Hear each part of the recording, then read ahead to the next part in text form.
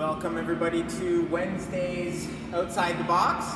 Today we are having a live class at 4:30 p.m. So we're trying a nighttime class, an evening time class for the first time as voted by you. We've heard a lot of feedback that you want to see that 4:30 time slot. So here it is today. We hope to see you soon for that. Just a note, we're also having one again on Friday at 11:45 a.m.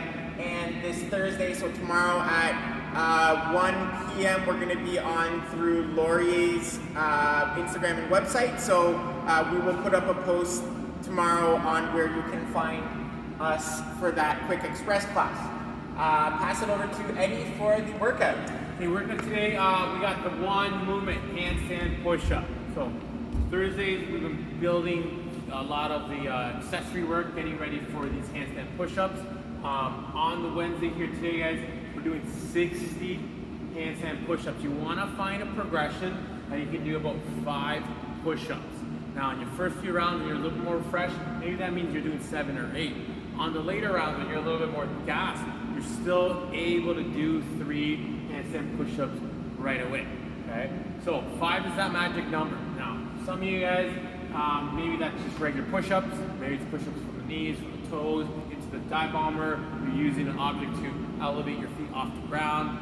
So maybe it's on the couch, maybe it's on a bench of some sort. So you can start getting into that handstand progression. Or maybe you are already in the handstand push-up and you're using just a couple objects between the floor and yourself to find that progression. If it's available, if you find handstand push-ups are really a strong suit of you, feel free to go RX Plus by going deficit.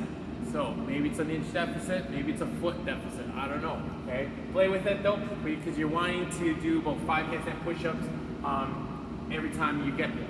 Now, the trick here, or not the trick, but the monkey wrench today is 5 box jumps over every minute on the minute, and you're starting with that for the workout. So there's no free minute, there's no, that minute to be able to do a bunch of handstand push-ups. Right away, you're starting with 5 box jumps over. When you're done that, you're getting into the handstand push-up. The goal we want to see is, can you finish this workout between 10 to 12 minutes at a time frame, okay? So have fun with this one. You're working fast on both movements. It's a good workout for sure. Look forward to it. I'm going to pass it over to Chris. Okay, next for the afterburner, we have hamstring stretch. So we're going to do 2 minutes per side on the hamstring stretch. We have lots of options for hamstring stretching. So we're going to just take you through 2 variations of a hamstring stretch today. Put them in your arsenal, pick which one feels like a better stretch for you. We'll see you then. Okay, let's get ready to warm up here. You're going to start off with a little mobility and flexibility here by holding the bottom of your squat. So I got Yash here. He's going to go to the wall. He's going to do a wall-facing squat. So find the position that's available to you that it does work on maybe a little shoulder mobility.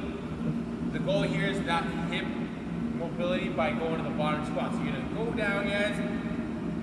When you're hanging down there, you're active, so it's a flat back at all times. Okay, you can play around with it, kind of move around, loosen up a bit, push those knees in or out, kind of just feel it out. But you're hanging out for 8 minutes at the bottom of the squat. Once that minute is done, loosen up, maybe do a couple leg swings if you need to, kind of shake it off from being in the bottom spot. But when you're ready, we're going to start 3 rounds of your warm-up. Going to the floor here, you're going to go into your hollow hold. So I'm going to get Yashir laying on his back, he's going to kick his feet up into the air. This is a progression. So progression, bring your chest up off or your lower back, upper back, sorry, off the floor, chest towards your thighs.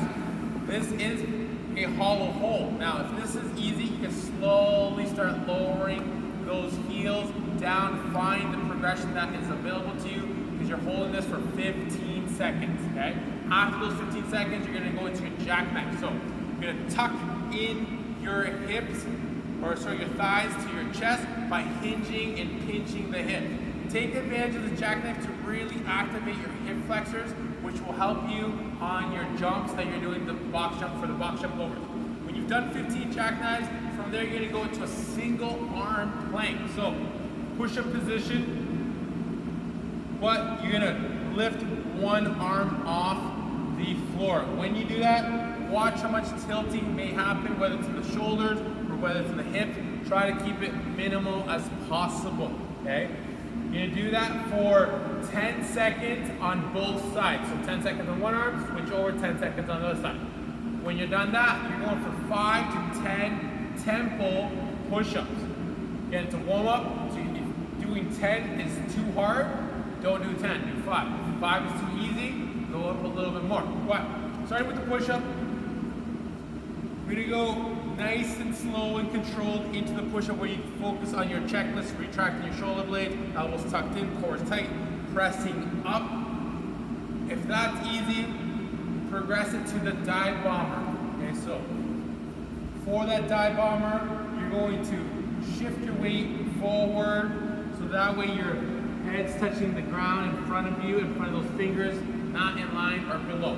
Again, it's a tempo, so nice and slow on your Divebomber. Again, you actually do one more. Good. Let's get nice and slow. Think about all the mechanics in the shoulder positioning.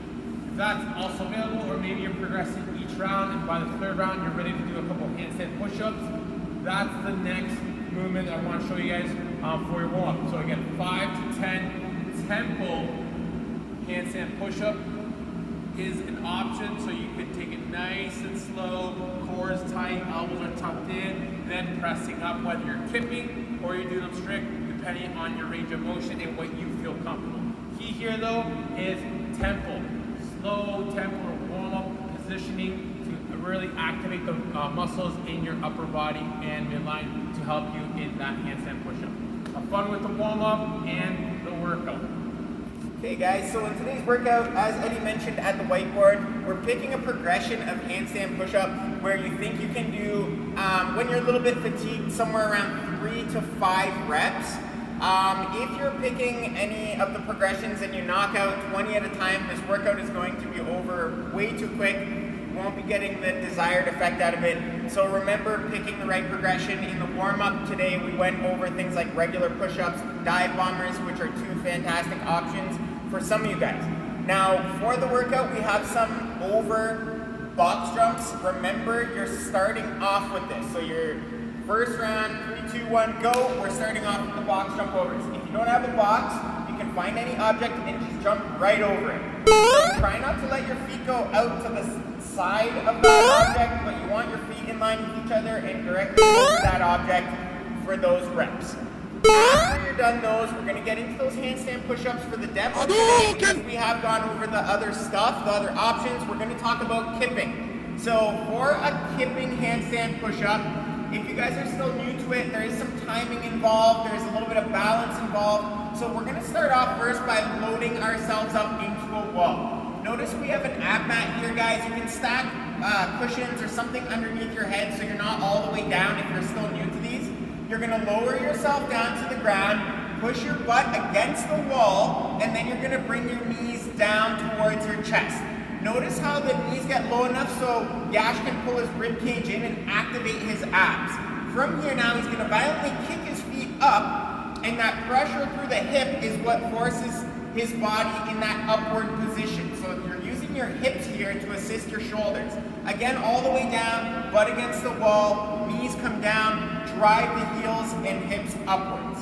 That looks really good. Couple common mistakes sometimes we see here, guys. You get down to the bottom and you bring your knees down towards your chest, but you're not going to rib cage it. So your back is staying arched, you're not tensioning up through that midline, and things get really wobbly and tricky on the way up. So make sure we pull that rib cage in, and then fire the heels up one more time. All right, you can come off that wall there, Yash. For you guys at home, if you guys are new to this and you want to give kipping a try, first try with a few cushions under your head so you're not quite as low. Work on the timing, work your way up as you go. Enjoy the workout. We will see you for the afterburn. Okay, I got my gambling pose here. Getting ready for this stretch we're about to do, guys. Going for a 2-minute hamstring stretch. First option we're going to give you here is just reaching for your hand or your foot with your hand. So as you reach forward, your leg is locked out, so at the knee it's locked out. You are going to round your back a little bit here. That's fine, but you're trying to feel that in that hamstring. So as you're holding it in the 2-minute for the 2 minutes, try to dig a little bit deeper by either reaching over your foot a little bit more, or as you're actually doing, kind of wiggling side to side to feel different areas of that hamstring. Breathe through it as you let go some of your breath. Try to see if you can sink down a little bit deeper. Again, 2 minutes. You got time to play with it, so play with it. So this is your first stretch. Second stretch here is take a belt, take a skippy rope, take a band. It's available to you. Take it over and wrap it around your arch of your foot. You can pull your heel up towards you, keeping that leg straight. You can then start getting into your inner hamstring by dropping to the inside. If you don't feel much of a stretch, play around with it by maybe bending your knee, or you can even externally rotate at the hip, maybe internally rotate. Again, bottom line, you're playing with it for the 2 minutes while you're down there, guys. So see what feels tight for you, play with it. Then when you're done the 2 minutes, you're gonna switch to the other side. So we're going for 4 minutes of mobility flexibility today, specifically for the hamstring, whether it's the inner hamstring or not, guys. You find which area feels a little tight. Okay, we'll see you tomorrow for the workout.